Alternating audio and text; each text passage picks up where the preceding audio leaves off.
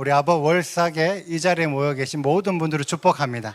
이 자리에 오신 것만으로도 혹은 온라인으로 이 시간에 월삭 예배를 드린 것만으로도 모든 가정에 상이 보실 것을 믿습니다. 아멘. 저희 다은이가 오늘 그랬거든요. 다은이가 오늘 잠깐 어디 교육을 받으러 왔는데 교육받는 그 자리에 있는 것만으로도 상을 받더라고요. 하나님께서 그런 분임을 믿습니다. 아멘. 자, 오늘은 우리가 이제 아버 월삭이죠. 특별히 우리가 무화과를 통해 아버지의 계획을 배우라는 주제로 얘기를 할 건데, 자, 여기 보면 그림이 나오죠. 이 그림이 무슨 그림인가요? 무화과 그림인가요? 혹시 이 그림이 무슨 무화과 그림인가요? 어떤 무화과? 보통 우리가 그냥 무화과라고 생각하지 어떤 무화과라고 생각해 본 적은 없다는 거죠. 맞죠? 그래서 성경을 통해서 무화과가 나오면 그냥 무화과라고 생각하지 이 무화과가 어떤 종류가 있을 것이라 어떤 상태가 다를 것이라고 생각을 해본 적이 없다는 거죠.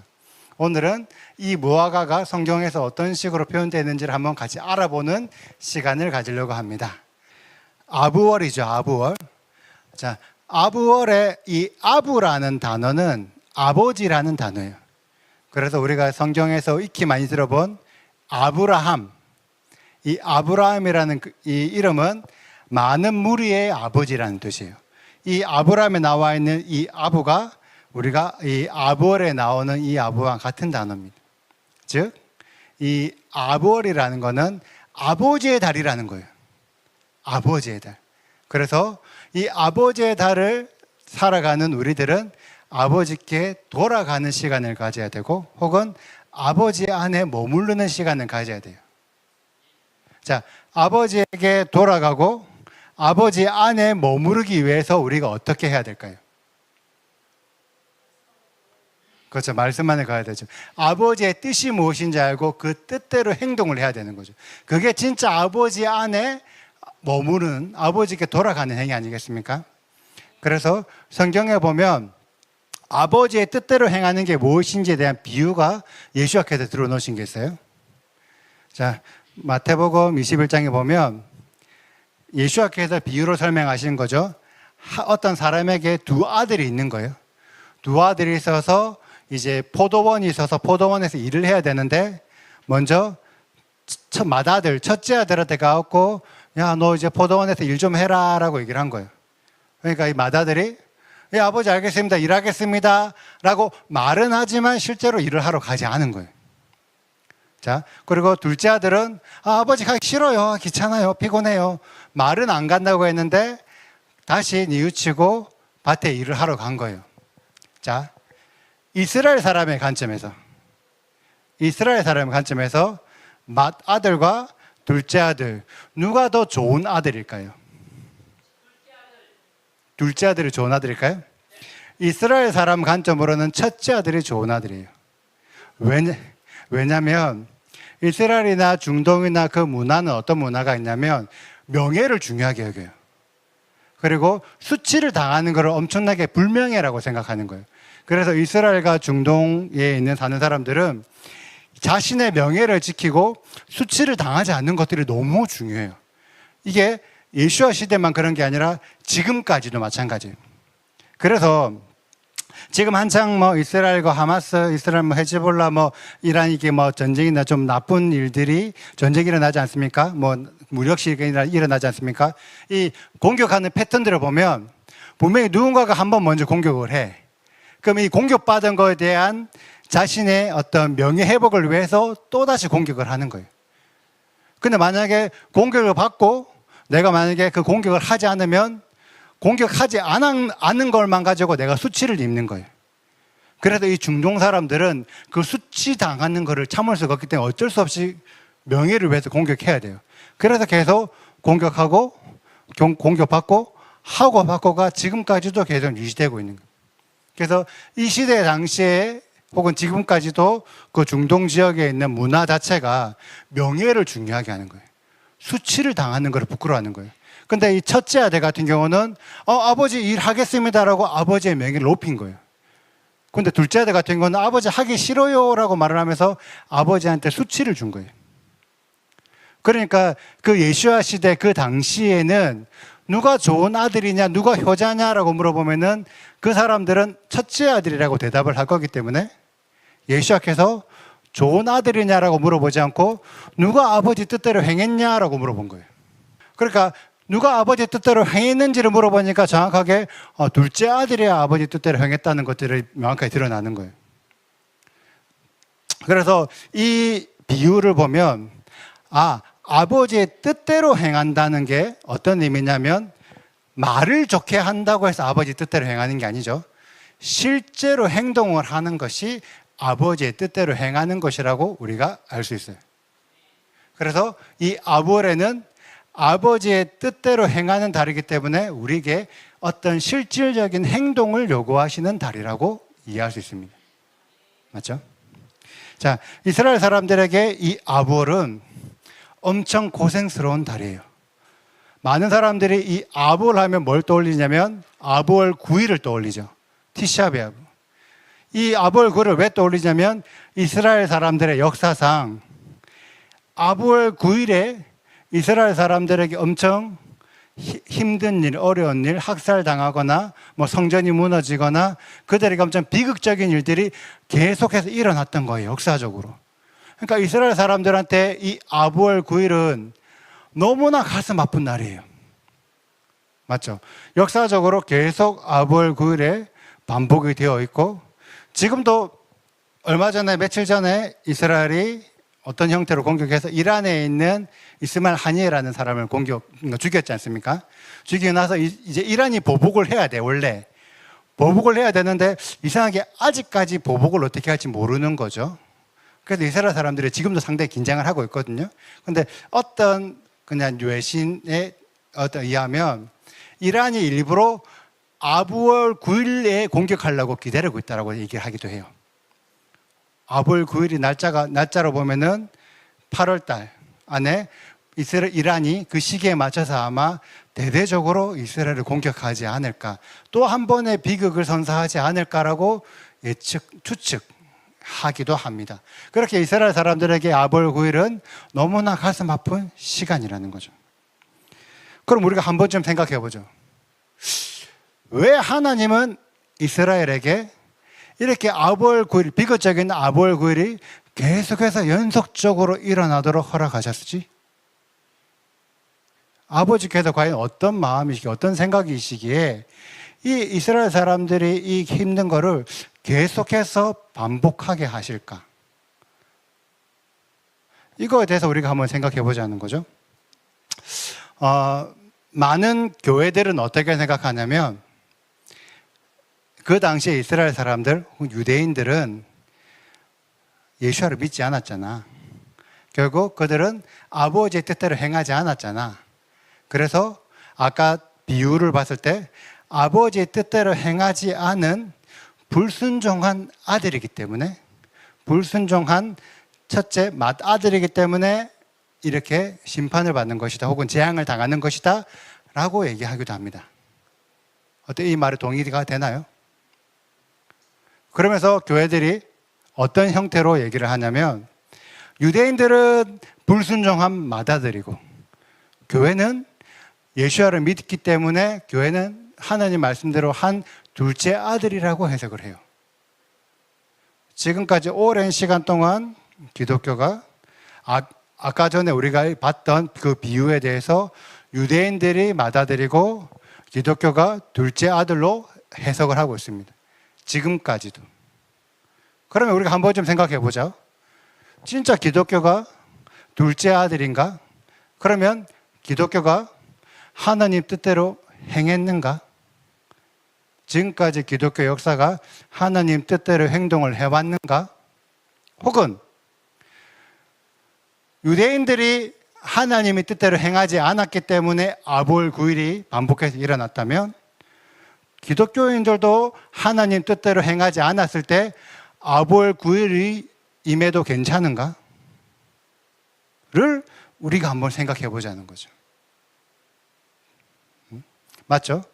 지금까지 교회가 그렇게 해석해 왔으니까 충분히 우리도 그렇게 해석할 수 있지 않겠습니까?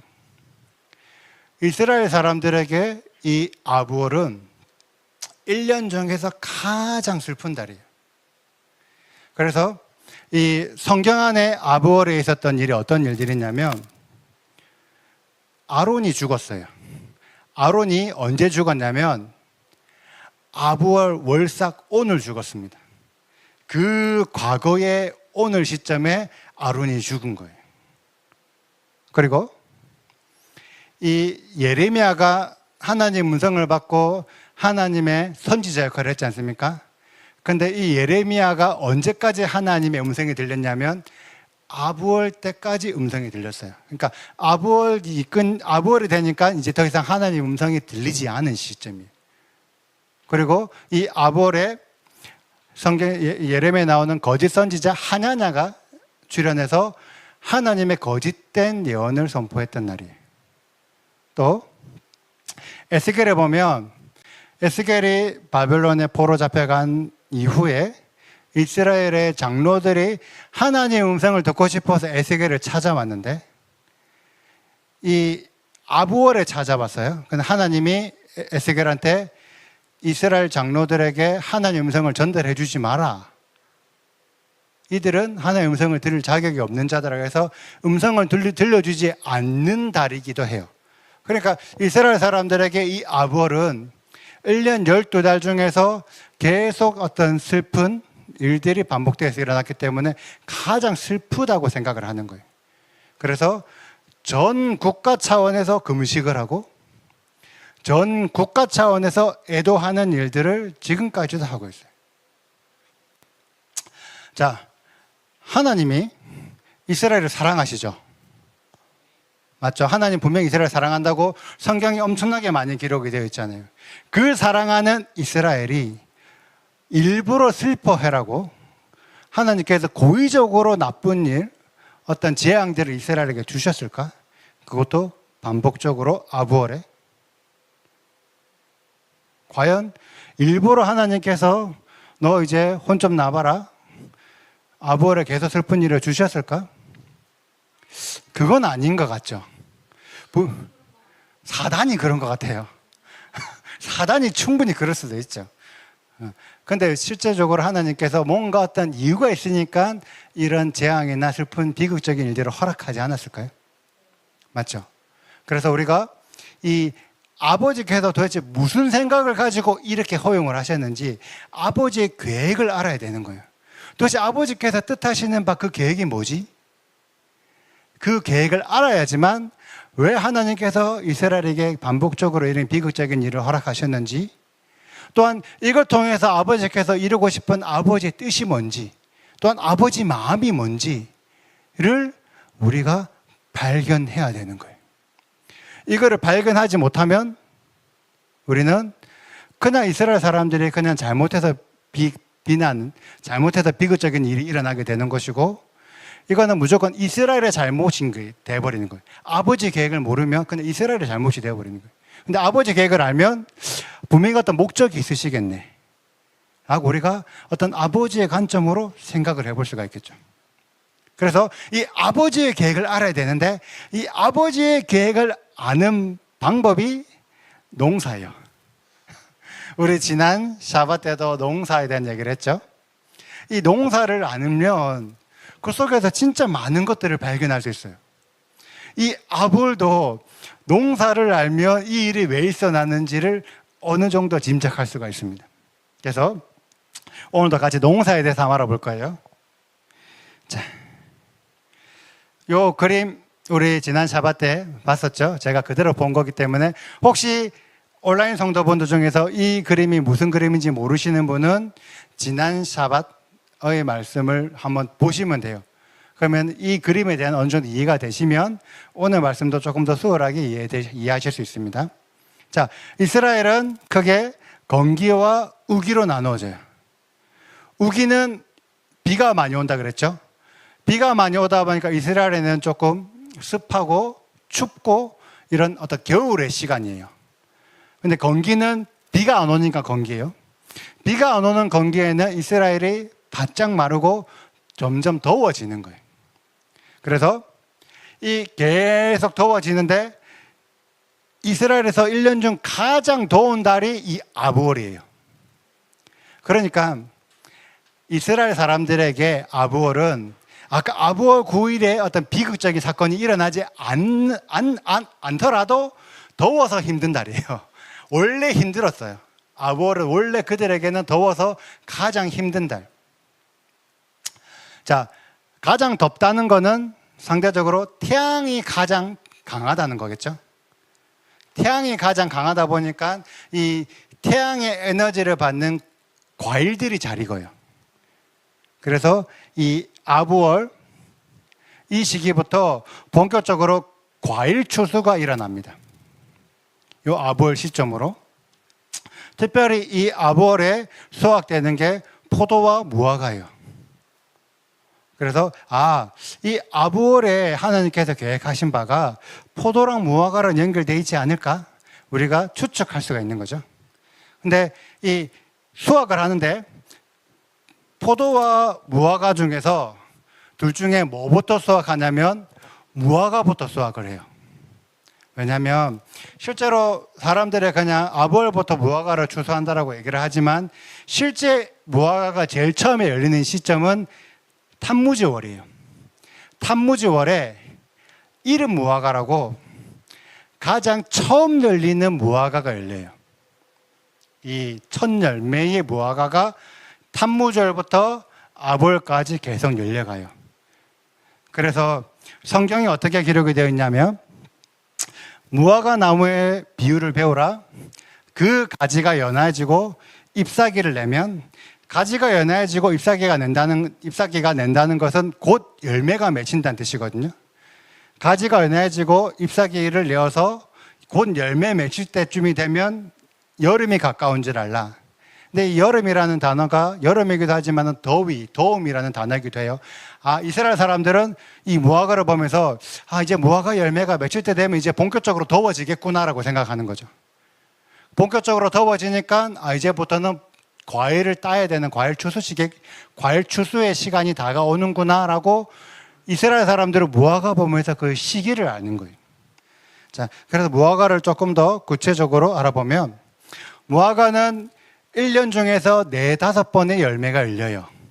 상당히 많은 열매가 열리죠. 상당히 많은 열매가 열리는데 대다수가 이 아부월부터 티슈리월, 마르케시와놀 이 안에 이 4-5번의 이 4번 정도의 열매가 열리는 거예요. 근데 이 무화과는 무화과 열매에 따라서 종류가 몇 가지가 있어요. 파게라고 말하는 무화과 열매가 있고요. 이거 히브리 단어로 파게라고 부르는 이 무화과 열매가 있고 테에나라고 부르는 이 무화과 열매가 있어요. 근데 이 테에나라는 무화과 열매 중에서 비쿠라라는 열매가 있고 테에나라는 열매가 있어요. 무슨 말인지 모르겠죠? 이게 말로 보면 무슨 말인지 모릅니다. 이 그림을 보고 제가 조금 더 설명드리자면 파게는 우기, 겨울철이 끝날 때쯤에 되면 무화과 잎이 다 떨어져요. 무화과 잎이 추우니까 잎이 다 떨어지고 앙상한 가지만 있는 거죠. 이 앙상한 가지만 있는 이 상태에서 잎이 나기 전에 열매가 맺히는 게 있어요. 근데 이 열매는 우리가 생각하는 무화과보다 형편없이 작고 보잘것없는 열매. 작고 그래갖고 맛도 없어. 근데 어떻게든 그 열매가 이 우기가 끝날 때쯤 니산월 초 정도 되면은 이 파게라는 무화과 열매가 열려요. 근데 이스라엘 사람들은 이 열매가 너무 볼품이 없으니까 무화과 열매 안 치는 거예요. 이거는 그냥 무화과가 아니야 라고 그냥 인정도 하지 않는 무화과.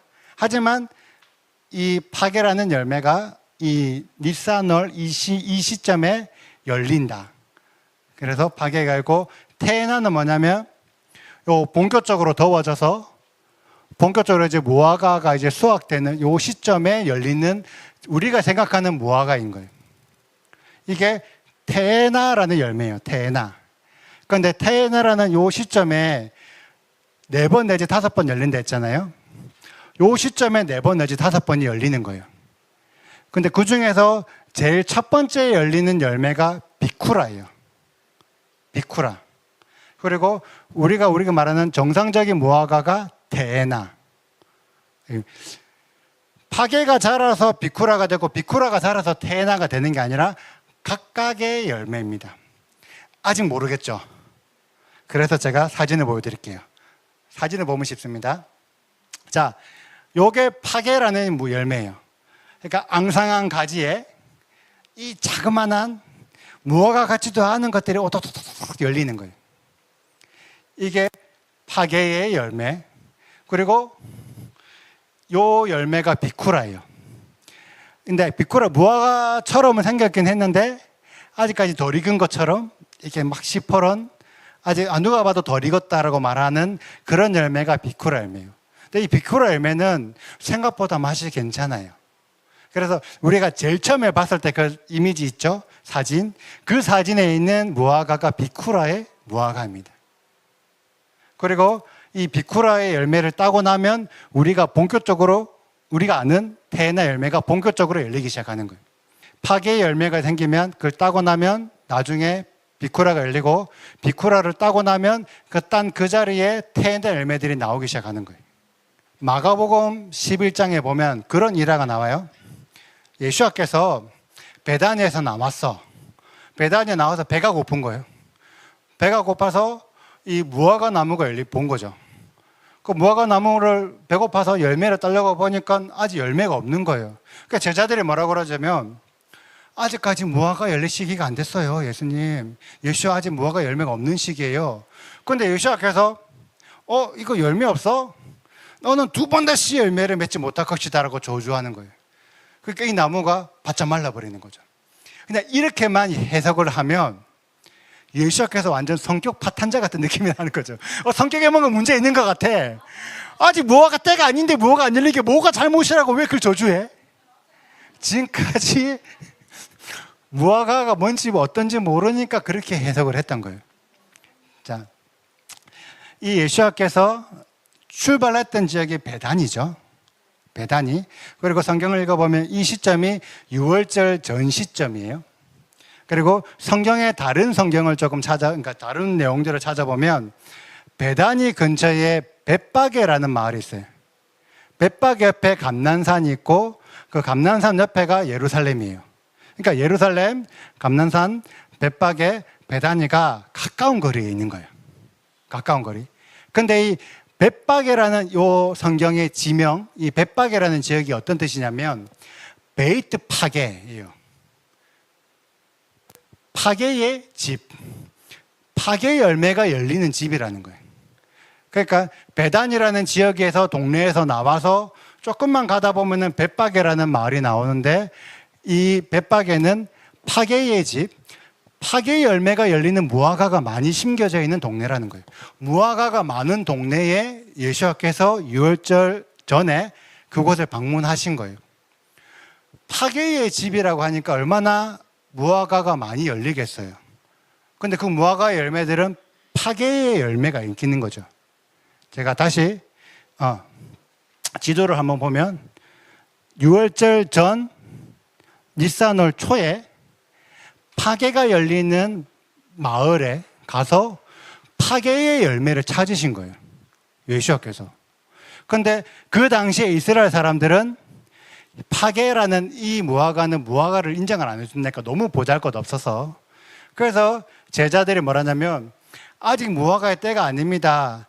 아직 정상적인 무화과가 열리는 시기가 아닙니다 라고 얘기를 했던 거예요. 그런데 예수님께서 진짜 찾았던 거는 파게의 열매가 있어라. 근데 잘 보면 다른 구절에 보면 잎사귀가 무성한데 열매가 없는 거예요. 원래 파게의 열매는 잎사귀가 열리기 전에 파게 열매가 먼저 열리거든요. 아까 사진으로 봤죠? 잎사귀가 얼마 없잖아. 근데 파게 열리잖아요.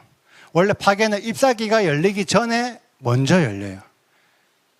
그 상태에서 잎사귀가 났으니까 이미 파게 열매가 있어야 되는 상태인 거죠. 그래서 예수님께서 당연히 있어야 될 거 찾은 거예요. 당연히 파게 열매가 있어야 되는데 당연히 있어야 될 그 열매가 없는 거예요. 잎사귀 외에는 아무것도 없더라. 열매가 없다는 거지. 당연히 있어야 될 파게 열매가 없었기 때문에 예수님께서 저주하신 것이다. 우리가 다음부터 이 구절 보면서 예수야를 성격 파탄자로 만들지 맙시다. 분명히 예수야께서 어떤 목적이 있어서 열매를 찾으신 거예요. 맞죠? 예수야께서 이 파괴를 인정하신 거예요. 아, 요런 유무화가 열매가 있다. 자, 그리고 요 이사야에 보면 어떤 내용이냐면 여름 전에 처음 익은 무화과 열매 같으니, 이 처음 익은 무화과가 비쿠라를 말하는 거예요. 처음 익은 요 시즌, 무화과 열리는 시즌에 제일 처음에 열리는 열매가 비쿠라. 이 비쿠라 열매가 있는데 이거는 보는 자가 그것을 보고 얼른 따먹어 버리로다. 이 비쿠라 열매는 보는 사람이 얼른 따먹어도 되는 열매예요. 왜냐하면 자, 먼저 니스하늘에 파괴가 열린다 그랬고, 그 다음에 지금 아부월, 요 타무즈월 아부월 시점에 비쿠라가 열린다 했잖아요. 근데 이 파괴라는 무화과와 비쿠라라는 무화과는 이 농사꾼 입장, 이 무화과 나무의 주인 입장으로는 상품 가치가 없는 무화과예요. 별로 그렇게 무화과 같지도 않고, 물론 비쿠라는 상대적으로 맛이 있어요. 맛이 있지만 우리가 생각하는 테예나의 무화과보다는 떨어지는 거예요. 그러니까 이 농부 입장에서, 이 무화과 나무의 주인 입장에서 억지로 사람을 써가지고 이 열매를 따게 하기에는 너무 낭비인 거야. 돈 낭비, 인력 낭비. 그러니까 어떻게 하냐면 무화과 주인이 길에 지나다니는 사람 아무나 따드세요 라고 하는 거예요.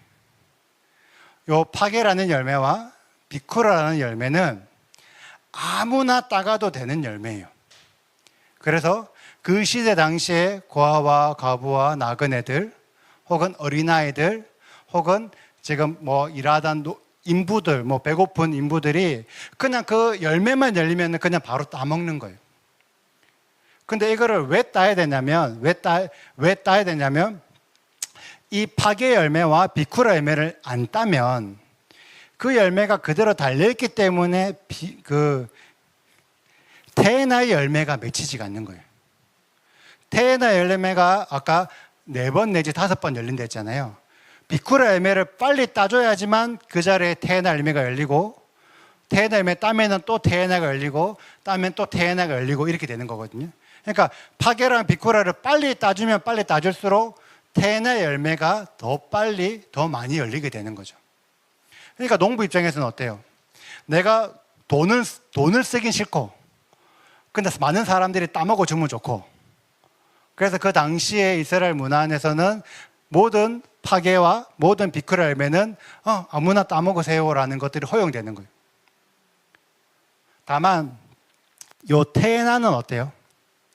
테에나의 무화과는 이게 진짜 우리가 생각하는 상품 가치가 있는 무화과죠.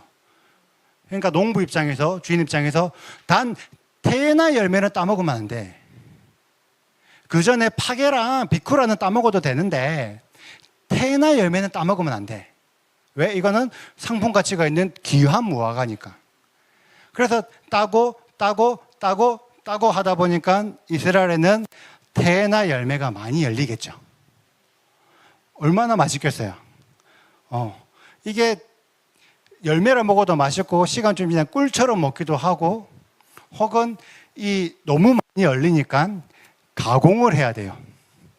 가공을 해서 말려서 말린 무화과로 먹기도 하고, 과자로 만들어서 과자로 만들어서 먹기도 하고, 이렇게 해서 저장을 하면서 나머지 그 무화과가 열리지 않는 시간에도 이 무화과를 먹을 수가 있는 거예요. 그러니까 이 농부 주인 입장에서는 테에나 열매가 엄청 소중하고 귀한 열매인 거죠. 이런 어떤 무화과적인 어떤 생각을, 이 전반적인 이해됨을 알고 성경을 보면 성경의 무화과가 그렇게 재밌을 수가 없어요. 우리는 지금까지 그걸 몰랐다는 거지. 그냥 다 무화과인 거지. 그러니까 이게 무슨 말인지 몰랐는데, 성경의 무화과가 이렇게 종류가 다르고 어떤 무화과 의미를 알고 성경을 보니까 진짜 성경이 다이나믹하게 이해가 돼요. 이 아까 무화과 열매가 겨울에는 우기 때는 잎이 다 떨어지는 거죠. 그러다가 이제 우기가 끝나고 이제 건기가 시작될 때면은 파괴가 열리는 거예요. 그럼 이스라엘 사람들 입장에서는 파괴 열매가 열리는 거 보면서 이제 건기가 시작되는가 보다라고 생각을 하는 거죠. 그리고 이 비쿠라 열매가 열리는 거 보면서 이제 본격적으로 더워지는가 보다, 과일 추수가 되는가 보다라고 하는 거죠.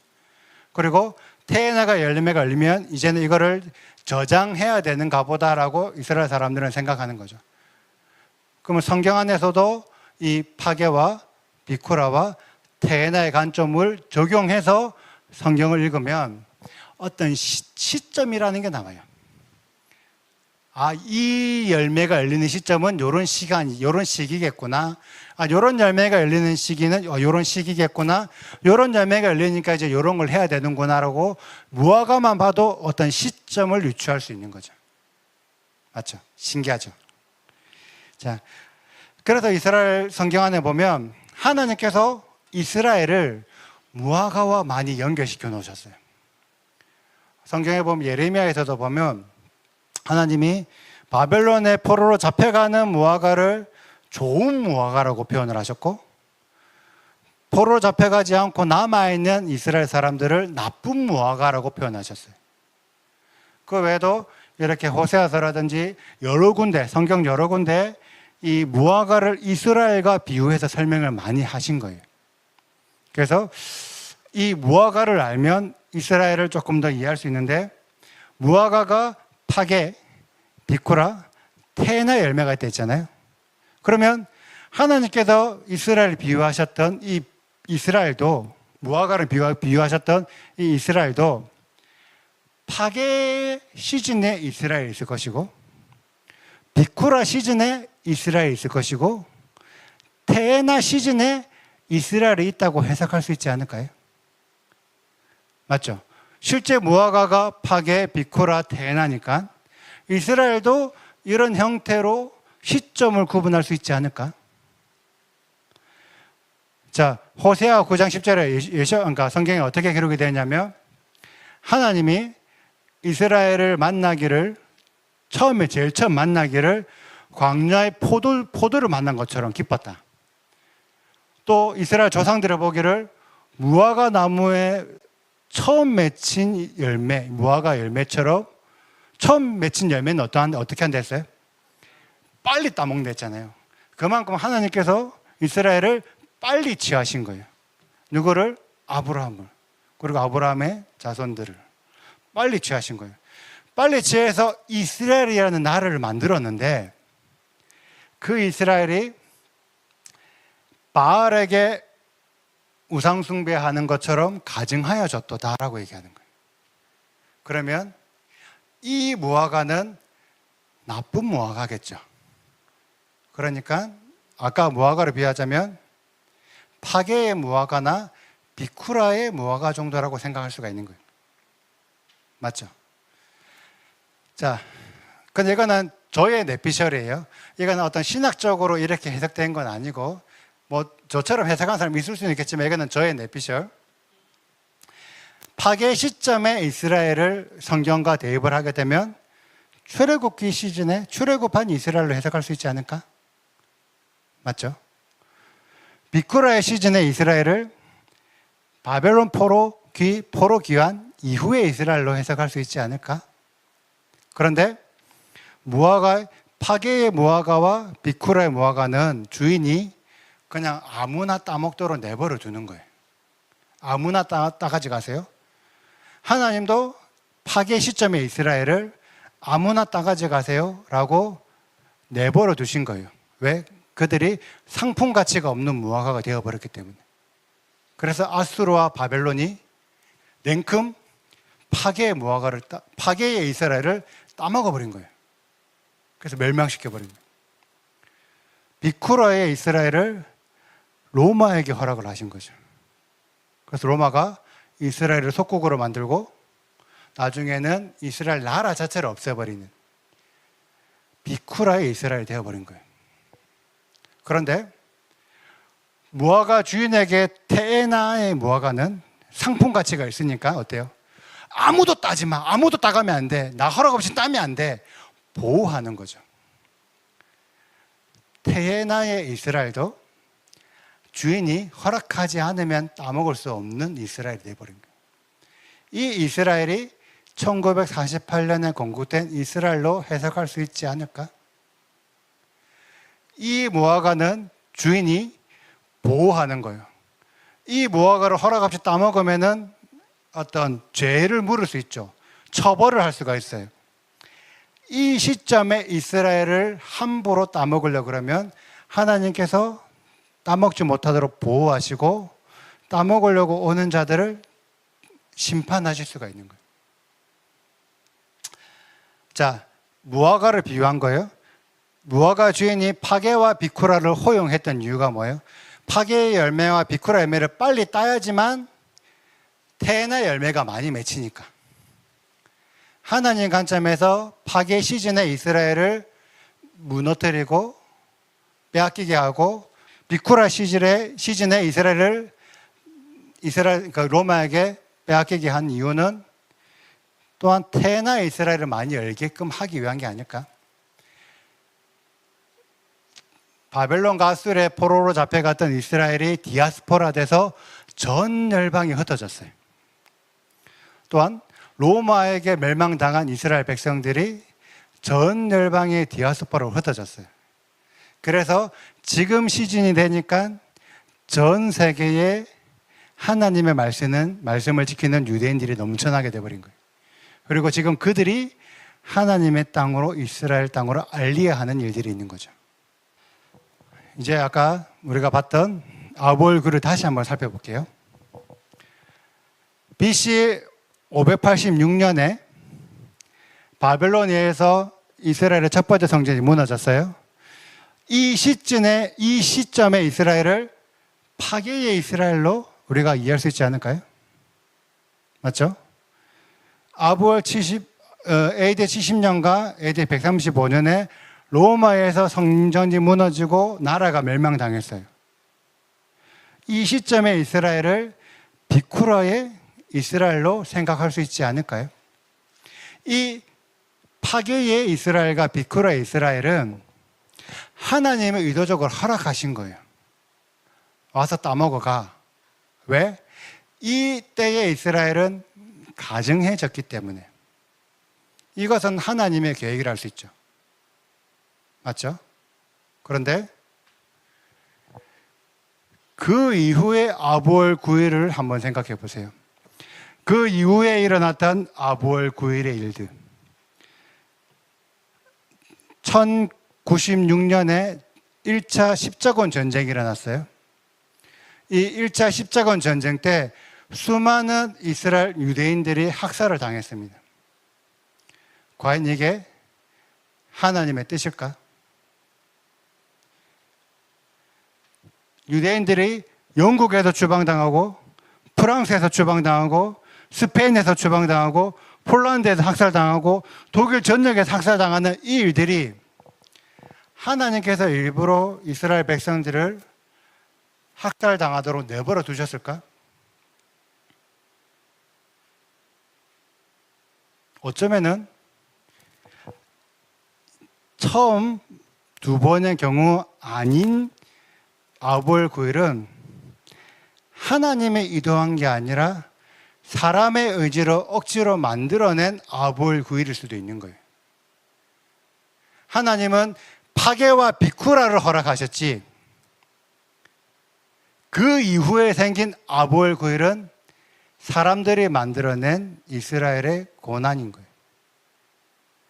이 시점 안에서 이스라엘 사람들이 과연 어떤 큰 죄를 지었을까요? 이들이 뭔가 큰 죄를 지어서 큰 잘못을 해서 학살당하고 추방당하고 어떤 전쟁의 도구로 이용됐냐고요. 어쩌면 어떤 일방적인 피해자가 되어버리진 않았을까요?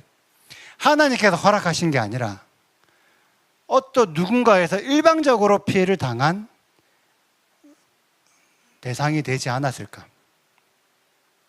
그러다가 1948년에 이스라엘이 하나님의 계획 안에서 테헤나의 열매를 다시 시작하게 된 거예요. 그러면 테나의 열매가 열리기 이전까지의 이 일들은 그냥 덮어두자고요. 이 일들은 그냥 덮어두고, 그럼 1948년 이후에 아부월 9일은 하나님께서 막아주셔야 되는 거 아니에요? 그 이전까지의 아부월 9일은 그냥 사람들이 일방적으로 뭔가를 어떤 행위를 학살을 하거나 뭘 했다고 하면, 이때 이후로부터 일어나는 이스라엘은 테나 열매라면 하나님께서 막아주셔야 되지 않을까. 아까 테나 열매가 1948년 이스라엘로 했습니다. 이 이스라엘은 하나님께서 보호와 심판하실 거라고 얘기를 했어요. 자, 1948년 이후부터 지금까지 이스라엘 안에 일어났던 전쟁들이에요. 이렇게나 많은 전쟁들이 일어났어요. 48년 이후로 크게 1차, 2차, 3차, 4차의 중동 전쟁, 중동의 많은 나라들이 연합해 갖고 이스라엘을 공격한 거예요. 그리고 그 이후로부터 계속 주변에 있는 나라들이 이스라엘을 끊임없이 공격을 해온 거예요. 왜? 처음에 비쿠라에 이스라엘이 따먹힌 것처럼, 파게 이스라엘이 따먹히고 비쿠라에 이스라엘이 따먹힌 것처럼 테나에 이스라엘도 따먹으러 오는 거예요. 그런데 테나 이스라엘은 하나님이 지켜주시기 때문에 이 모든 전쟁들이 대부분 이스라엘의 승리로 끝이 납니다. 대한민국에 만약에 이런 전쟁이 일어났다 생각해 보세요. 대한민국 땅에 1948년, 우리나라도 대한민국도 1948년 건국 때였죠. 1948년 건국 때에서 지금까지 2023년, 24년까지 이런 전쟁이 대한민국에 일어났다고 생각해 보세요. 이 대한민국이 과연 건재할 수 있을까? 아마도 이 전쟁이 대한민국에 일어났다면 대한민국은 완전 쑥대밭이 되어 있을 거예요. 지금. 그런데 이스라엘은 이 많은 전쟁이 일어났음에도 불구하고 결과적으로 이스라엘이 다 이긴 거예요. 이거는 진짜 하나님이 보호해 주셨다라고 말을 하지 않으면 상식적으로 납득이 안 되는 거예요. 테나의 이스라엘이기 때문에, 상품 가치가 있는 귀한 이스라엘이기 때문에 하나님께서 지켜주시는 거예요. 그런데 이게 이유 없이 지켜주신 게 아니라 성경 안에서 하나님께서 그러시겠다라고 이미 약속을 하셨기 때문에, 말씀에 근거해서 하나님께서 지켜주신 거예요. 스가랴 3장에 보면 어떻게 나오냐면, 하나님께서 어떤 돌을 세우실 텐데 이 돌이 세워지면 이 땅에 죄악이 제해지는 거예요. 그러니까 이 시점으로 봤을 때는 어떤 마지막 시점에 가깝다라고 우리가 이해할 수 있습니다. 이 스가랴 3, 이 구절에 대한 내용이, 그날에 하나님께서 뭐라 말씀하시냐면, 그날에 너희가, 이스라엘이 각각 포도나무와 무화과 나무 아래로 서로를 초대하리라. 포도나무와 무화과 나무 아래로 사람들을 초대한다는 것은 그곳이 안전하기 때문에 초대하는 거죠. 그것이 안전하지 않으면 초대를 못할 거 아니에요. 어떤 마지막 어떤 시점이 되면 하나님께서 포도나무와 무화과를 안전하게 지켜주셔서 사람들이 몰려올 것이다라고 이미 하나님 말씀 스가랴에 기록이 되어 있는 거예요. 또한 요엘서에 보면 여호와께서 큰 일을 행하신다고, 이 큰 일도 어떤 마지막 시점을 얘기하는 거예요. 그때 무화과 나무와 포도나무가 힘을 다해서 열매를 맺는 시점이 온다는 거예요. 크게 확장되고 확산되는 시점이 온다는 거예요. 그 말 또한도 그 당시에 이스라엘, 혹은 이 시점에 무화과 나무가 확장되는 것처럼 이스라엘도 확장될 것이다, 혹은 승리할 것이다라고 우리가 기록으로 해서 확인할 수가 있는 거죠. 아멘. 자, 우리가 조금 전에 아까 읽었던 미가서 4장입니다. 미가서 같은 경우는 소선지서요. 많은 교회들이 너무 작은 분량이기 때문에 그 비중을 크게 생각하지 않는 예언서죠. 그런데 이 미가서 안에 엄청나게 많은 하나님의 예언들이 들어있어요. 특별히 이스라엘의 회복 때, 이스라엘이 회복이 되고 어떻게 되고 마지막 어떤 예언적인 내용들이 아주 많이 기록이 되어 있습니다. 그 중에서 아까 우리가 미가서 4장의 내용을 아까 읽었죠. 그런데 이 미가서 4장의 내용 안에 이스라엘의 회복과 하나님께서 이스라엘을 승리케 하시는 일들이 기록이 되어 있는 거예요. 우리가 이 미가서 4장을 조금 더 구체적으로 알아보길 원하는데, 시작부터 처음에 명시해 놓으신 거예요. 끝날에 이 일이 있을 것이다. 어떤 하나님께서 정해놓으신 어떤 마지막 타임, 엔타임에 이 일들이 있을 것이야 라고 그냥 대놓고 기록을 해 놓으신 거예요. 그때 어떤 일이냐면 여호와의 전에 산이 다른 산들보다 높게 선다는 거예요. 이 여호와의 전의 산이 야곱의 하나님의 전, 결국 이스라엘을 말하는 거예요. 이스라엘 안에 있는 하나님의 성전과 시온산을 말하는 거죠. 이 이스라엘 혹은 시온산이 높게, 다른 산들보다 높게 설 때 이방 사람들이 이 시온산 이스라엘로 몰려든다는 거예요. 몰려드는데 왜 몰려드냐면, 우리가 여호와의 산에 올라가자, 야곱의 전에 이르자, 이유가 뭐냐면 그가 그의 도를 가지고 우리에게 가르칠 것이다. 뭔가 배울 목적으로 이방인들이 이스라엘에 몰려든다는 거예요. 뭘 배우냐? 그가 주시는 가르침, 그가 주시는 말씀을 배우려고 이방 사람들이 이스라엘로 몰려들 것이다. 우리가 지금 이해하는 것은 하나님의 진리의 말씀 토라를 이방 사람들이 배우기 위해서 이스라엘로 몰려드는 거예요. 그리고 이방 사람들은 어떻게 하냐면 우리가 그의 길로 행하리라. 이방 사람들이 하나님이 주시는 혹은 메시아가 주시는 그의 가르침을 배워서 행함으로까지 나아간다는 거죠. 이방 사람들이 토라의 말씀을 행동으로 살아낸다는 거예요. 그게 마지막 때 하나님께서 기록하셨던 회복의 때예요. 그 회복의 때에 똑같이 나오죠. 각 사람이 자기 포도나무 아래와 자기 무화과 나무 아래에 앉아 있을 것이다. 두렵게 할 자가 없을 것이다. 아까 우리가 읽었던 스가랴 말씀이랑 동일한 말씀이에요. 안전하게 지켜주신다는 거예요. 보호하신다는 거예요. 아까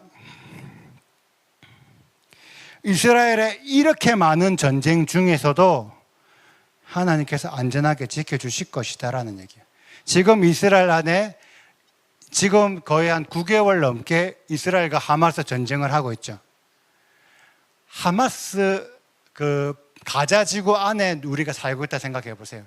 하루도 마음 편하게 있지 못해요. 그런데 이스라엘 사람들은 지금 어때요? 지금도 9개월 넘게 10개월째 이스라엘과 가자 전쟁하고 있는데 이스라엘 사람들은 상대적으로 편하게 살고 있어요.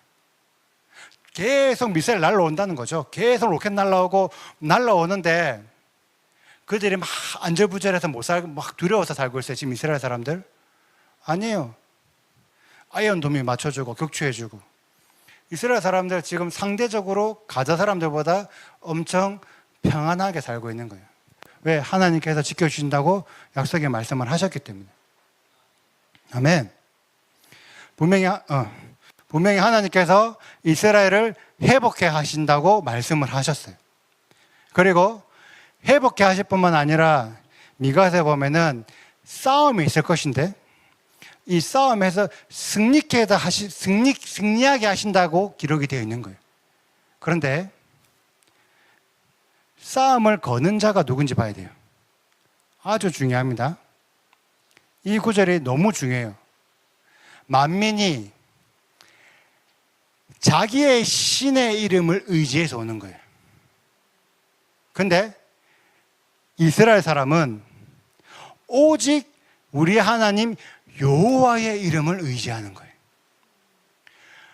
여호와의 이름을 의지하고 이스라엘이 세워졌는데 이 이스라엘을 공격하는 사람이 누구냐면 자기의 신의 이름을 들고 오는 자들인 거예요.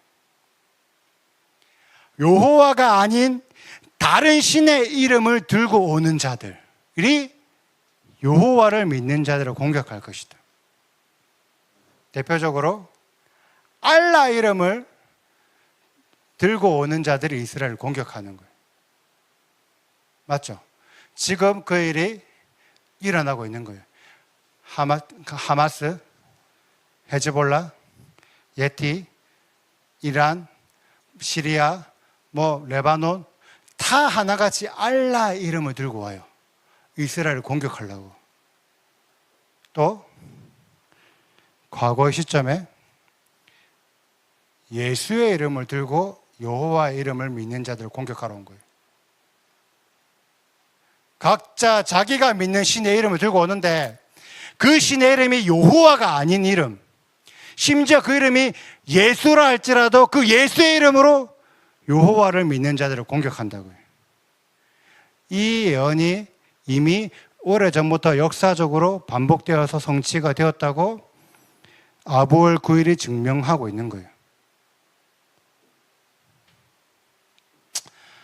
여호와의 이름을 의지하여 온다. 근데 이 자기 신의 이름을 들고 오는 자들이 왜 오냐면 시온을 더럽게 하기 위해서, 그리고 그 더러워진 것을 눈으로 확인하기 위해서. 이 일들이 지금 어떻게 일어나고 있냐면 전 세계 반유대주의로 일어나고 있는 거예요. 이스라엘 사람들은 더러운 돼지와도 같다. 이스라엘 사람들은 더러운 민족이다라고 하면서 역사적으로 지금 얼마나 많은 유대인들이 오명을 쓰고 죽었는지 몰라요. 그 일들이 성경에 이미 기록이 되어 있는 거예요. 여호와가 아닌 다른 이름을 들고 찾아오는 이들이 반유대주의라는 유대인들을 나쁘게 평가하는 그 관점으로 이스라엘을 공격하러 온다는 거예요. 그런데 하나님께서 뭐라고 말씀하냐면 그들이 왜 오냐면 여호와의 뜻을 알지 못하기 때문이다. 여호와의 계획을 깨닫지 못하기 때문이다. 알라의 이름으로 오는 자들이 여호와의 계획을 알지 못해요. 분명히 여호와께서 파게의 이스라엘은 따먹히게 내버려 두겠다. 비쿠라 이스라엘은 따먹히게 내버려 두겠다. 근데 태나 열매는 안 된다라고 얘기하셨는데도 그 계획을 모르는 거예요. 그래서 끊임없이 태나 열매를 따먹으려고 지금도 공격하고 있다고. 알라 이름으로 오는 자들이. 또한 여호와가 아닌 다른 이름으로 오는 자들 또한 여호와의 계획을 알지 못하기 때문에 오는 거예요. 지금 너무 역사 안에서, 시대 안에서, 지금 당장 일어나고 있는 일 안에서 하나님께서 그들을 뭐라고 평가하시냐면 너희들은 내 계획을 알지 못하는 자들이야 라고 말하는 거예요. 너희들은 내 뜻을 알지 못하기 때문에 여호와 이름이 아닌 다른 이름으로 오는 거야 라고 얘기하는 거예요. 그래서 하나님께서 정확하게 뭐라고 명시하셨냐면 딸 시온이여, 이스라엘이여, 일어나라. 일어나서 그들을 공격해라. 그러면 너가 여러 백성들을 쳐서 깨뜨릴 것이다. 이 일들이 이미 여러 차례 실제적으로 일어났었다는 거예요. 1948년 이후로 지금까지도 계속 일어나고 있는데 여호와의 계획을 알지 못하는 자들은 이 일이 일어났는지도 모르고 있고 하나님께서 이스라엘을 보호하고 계신다는 것도 모르고 있고 여전히 이스라엘이 죄악이고 여전히 이스라엘이 나쁘고 여전히 이스라엘이 문제가 많기 때문에 이스라엘이 무너져야 된다는 생각으로 지금도 찾아온다고요. 성경에 분명히 하나님께서 끝날이라고 정확하게 명시하시면서 이 일들을 이미 기록을 해주셨다고. 이 말씀을 모르니까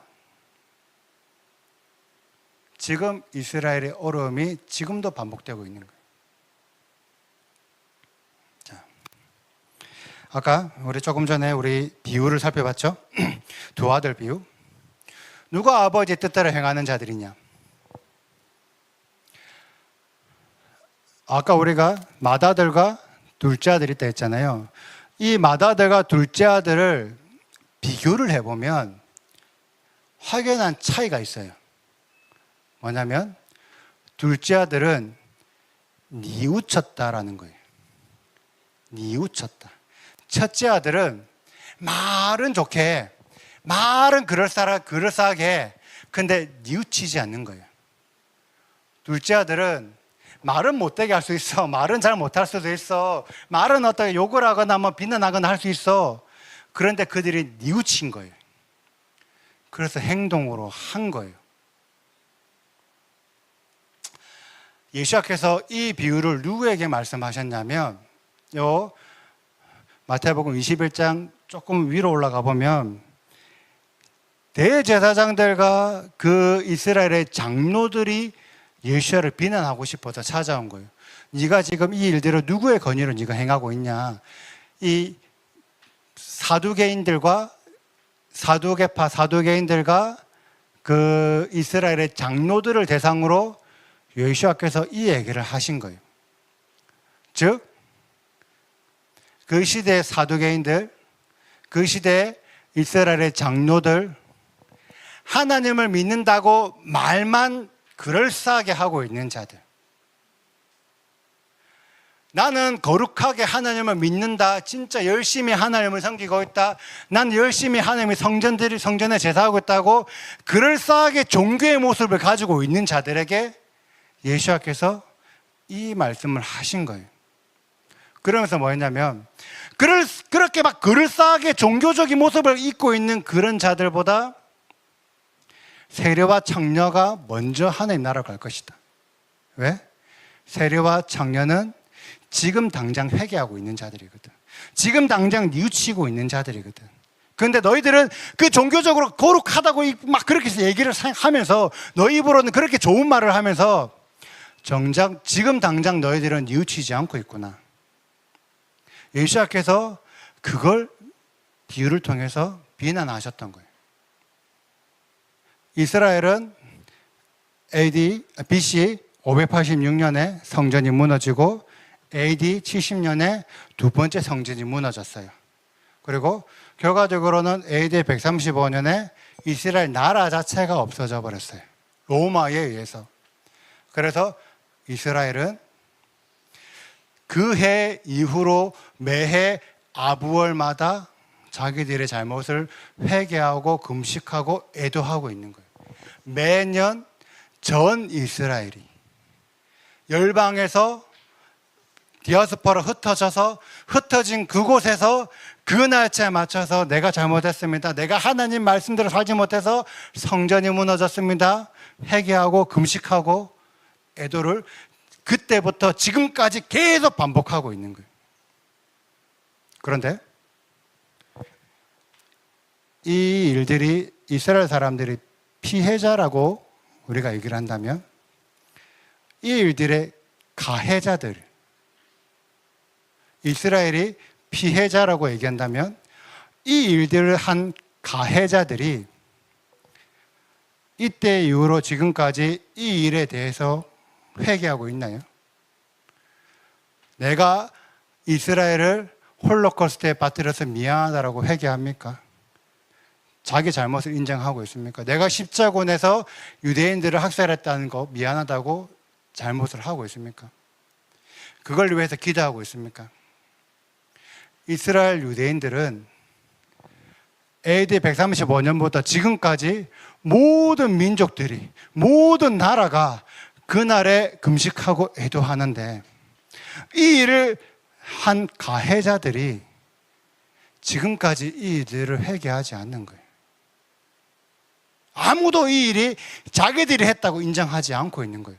지금도 일어나고 있는데, 지금도 아볼굴에 이란이 아볼굴 이스라엘 공격하려고 하고 있는데 아무도 그 일에 대해서 내가 미안하다라고 회개하는 자가 없는 거예요. 가해자들이. 자, 맏아들을 좋은 말만 하지만 하지 않는 자, 둘째 아들 좋은 말은 하지 않지만 뉘우친 자들인 거예요. 그 당시에 예수님께서 말씀하셨던 그 당시 시점에서는 사두개인들 혹은 뭐 바리새인들이 첫째 맏아들일 수도 있어요. 그렇게 해석할 수 있어요. 맞죠? 그리고 교회가 하나님 말씀을 지켜서 둘째 아들이 교회라고 해석할 수도 있어요. 하지만 지금 시점에 와서 이 비유를 다시 한번 해석해 보자고요. 이스라엘은 AD 135년부터 지금까지 뉘우치고 있으면 이스라엘의 둘째 아들이지 않아요? 지금 시점에서 이 비유를 해석을 하면 이스라엘의 둘째 아들로 해석할 수 있지 않을까요? 그리고 여전히 그 일들이 자기들이 한 행동을 회개하지 않는 자들이 맏아들이라고 해석할 수 있지 않을까요? 예수님께서 비난하셨던 그 종교적인 탈을 쓴 자들, 자기들이 그 경건하다고 믿는 그 아버지 믿음도 아버지의 계획도 하나도 모르는 그 자들이 맏아들이라고 해석할 수 있지 않을까요?